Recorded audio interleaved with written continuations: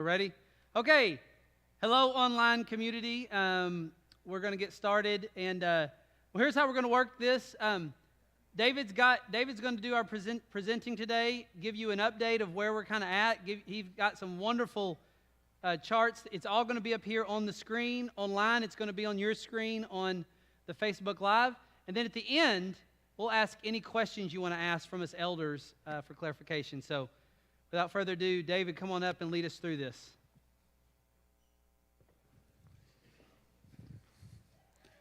Okay, good morning. Morning. All right, so let me know when we're ready to go on. There we go. Okay, so I just want to kind of give a brief overview of kind of the finances of 2020. As you know, 2020 is not the year that anybody expected when we started this year. And I don't mean just our church, I mean throughout all of society. So, we, of course, our fiscal year goes along with the calendar year. So we started this year, actually you can go to the first slide. We started this year, this was our budget that we had set for the year, a total of almost $250,000 for the year. And that was our budget that we had set going into 2020. Two just things I want to point out. Number one, are basically the two big buckets of that. One is staff expenses, which is basically all the salaries. And then the second big bucket is building operations, which is everything from mortgage to insurance to utilities and everything corresponding to actually owning this building. When we went into 2020, we formed this budget based on everything, the best wisdom we had at the time. And of course, as you know, there's a lot of things that happened in the spring with COVID, a lot of things that changed economically for a lot of people. And that, of course, had its impact on our church as well. And if we go to the second slide, please, we'll see this is actually how our giving was impacted over the year so far. The green line there actually is the monthly donations that were given to the general fund. And they kind of bounced up and down there. The upper horizontal line is our budget line. That is the amount of money that we would need to have donated every month in order to meet budget. And then the second horizontal line there is the actual average for the year. And all these numbers are through the end of October. So just to know that. So our average was only about 87% of what we had budgeted. So how does that look? If we go to the next slide after that, you can see that the total there is about $31,000 below budget at this point. So our giving for the year so far, $217,694, and our total budget to this point would be, that is incorrect. It's not 248. That's the total for the year. So, but we are below our budget though for where we're at. That should be somewhere. That is right. Sorry. That is right. Okay. Sorry. My apologies. All right. So we're about 31,000 below where we need to be. So, but what we've done is we were able to, over time, or through the year, we're able to implement some cost-cutting measures because we were below. And if we go to the next slide, we can see our actual expenses were lower than our budget. We were able to reduce expenses through a couple of reasons. One, we were able to reduce our ministry expenses. Some of those happened naturally because as we were closed, we were not meeting in person for a while. As our children's ministry, for example, has still not been meeting, those expenses have gone down naturally. We've also went to we froze the budget on some areas. I mentioned earlier those two big buckets, one having to do with the building, the other having to do with staff salaries. We wanted, as much as possible, not to cut anybody's salaries, and we wanted, of course, to keep the lights on, so we wanted to pay for those. So it was very, very difficult to decrease anything in those areas, but other areas we were able to freeze and still maintain the ministries that we were wanting to do.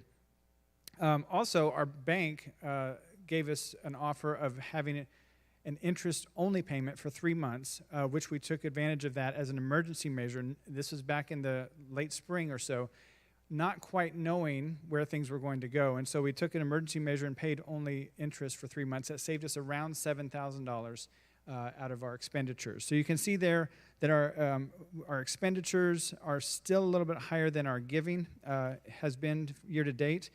But there was one other issue. If we go to the next slide, there was actually the government had offered a Paycheck Protection Program loan, and we applied for that and received that in the amount of $25,800. So that actually put us above our expenditures, but still not quite reaching our budget amount. Now, I will point out that this technically is a loan. There has been talk about this being forgiven for those organizations that use the loan for what it was designed for, which is payroll and utilities and a few key things like that. But that has not become official yet to our understanding. So we are still considering this a loan that will need to be paid back at some point in time. But to get us through the emergency time period of COVID when it first hit, we went ahead and took that because it was being offered to us. So you can see there kind of how all those things fit together, what our budget was, what our expenses were, and then our giving. As far as the one other big area, if you recall, starting in 2020, we shifted our missions giving to being a separate line item or a separate part of our budget where people would give, and then as people gave, we would then apply that to missions. And the mission slide, the next slide, actually looks at that. Our giving in missions has gone up and down as well. Again, our budget or our what we would consider to be fully funded for our missions is $21.80 per month. We've been averaging just over $2,000 a month, so we were 92% of fully funded, but not 100%. And then you can see the cumulative giving in the next slide after that. So we are somewhat short for the year of our giving for missions. So a couple of things that come from this. First of all, I'm sure you know of a lot of small businesses, companies that have had huge detrimental impact during this COVID. Some have even gone under and closed for good. This has been a difficult year for us as a church financially, but we're still here. We have not had to, turn off the lights, lock the doors, and go somewhere else. The Lord has provided. It may have been difficult, but the Lord has provided, and He is to be praised for that. And we are so grateful for what the Lord has provided for us, both in our general giving, but even here, to hit 92% of our missions goal, which is over and above the general giving. That's exciting that our people are continuing to give to see the gospel proclaimed throughout the nations. So this is good news. I was talking about it with my wife last night. I said, it's not great news, but it is good news. But considering the entire situation that we're in throughout our society with the economics of COVID and all that, this is really wonderful news. So we're excited about what the Lord has been doing. But we do want to encourage you. First of all, I want to say thank you. For those of you, I know that some of you may have the kind of job that perhaps there's some uncertainty and has been some uncertainty over the last 6, 7, 8, 9 months. But yet you've still continued to faithfully give. Now, first of all, we don't know who has given. We know the total numbers. We as elders don't know specifically who has given and who's given how much. We just know the total numbers. But it's obvious that there are people that are continuing to give and continue to give faithfully, and thank you for that. Thank you for giving to what the Lord is doing here. But God is to be praised for what He's doing through us financially. So just a quick recap of kind of where we're at today. The last slide just shows kind of what our total accounts are.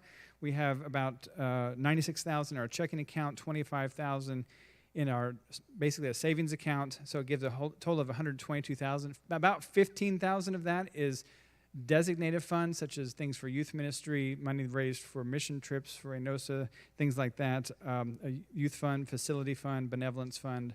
This would include some of the money given towards the fence, for example, that Nick mentioned about Sister Poindexter. Things like that are in there, giving us a total of $106,000 that is available for us for general spending.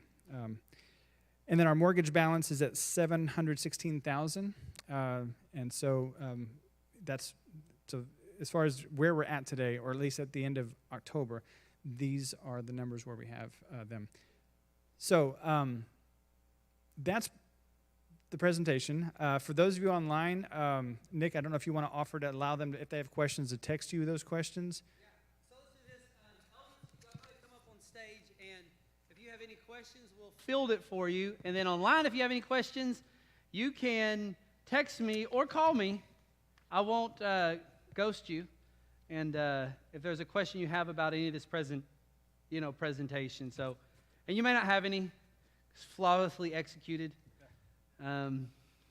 Any questions you have? By the way, if you want a printout of this, let us know. We can email it to you, or you can take one of our copies, or we can go run it through the copier here real quick if you want your own hand copy. Any questions?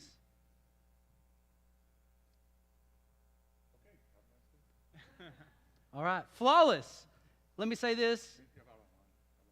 No, I didn't have anybody online, so okay. I might make one comment about the building loan. We have a Is that on? building loan right now. You see here the mortgage balance $716,000. That's financed at an interest rate of 4.5%, which is a good rate.